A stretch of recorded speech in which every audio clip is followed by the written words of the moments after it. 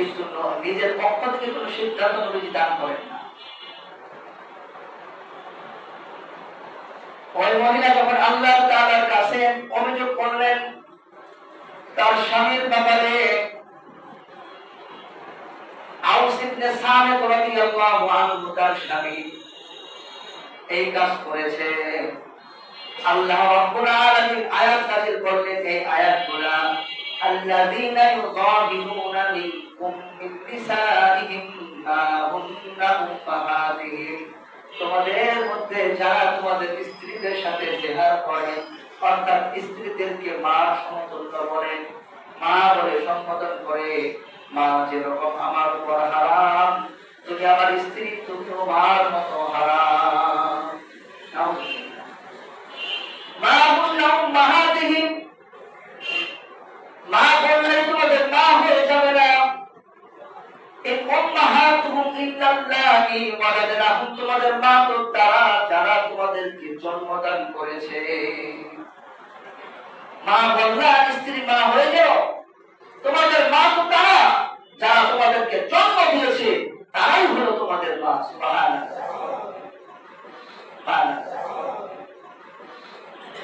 وإنهم ليقولون منكرا من القول وزورا, আর তারা এমন কথা বলে যেটা অসমীচীন কথা এবং জোর অসার কথা বলে।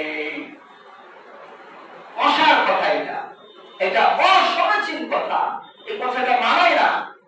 স্ত্রীদেরকে কেন তোমরা এই কথা বলবা?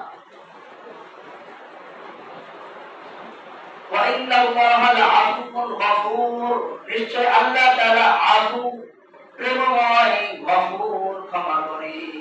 আল্লাহ তাআলা ক্ষমাকারী এবং গফুর, দয়াময়, ক্ষমাকারী।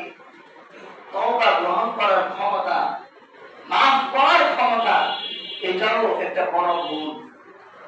রব্বুল আলামিন মানুষকে মাফ করতে জানেন, ফেরেশতা, জিন, যে কাউকে আল্লাহ মাফ করতে জানেন। আল্লাহ দয়াময় এবং ক্ষমাকারী।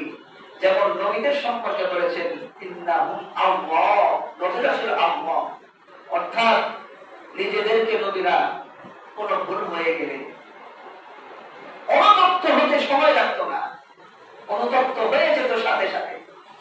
আর মতো আজ থেকে নতুন করে আমার জীবন শুরু হবে, আমি আর কখনো এমন ভুল করবো না। সুবহানাল্লাহ বলেন। এই মনটা আমাদের সমাজে আসে না। নিজেদেরকে অপরাধী বলতে খুব লজ্জা হয়, মাথা নত করার এই প্রবণতা আমাদের হয় না।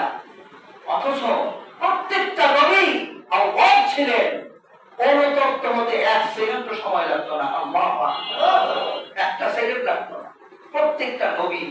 অথচ নবীরা নিষ্পাপ, কোন নবীর কোন গুনাহ নাই।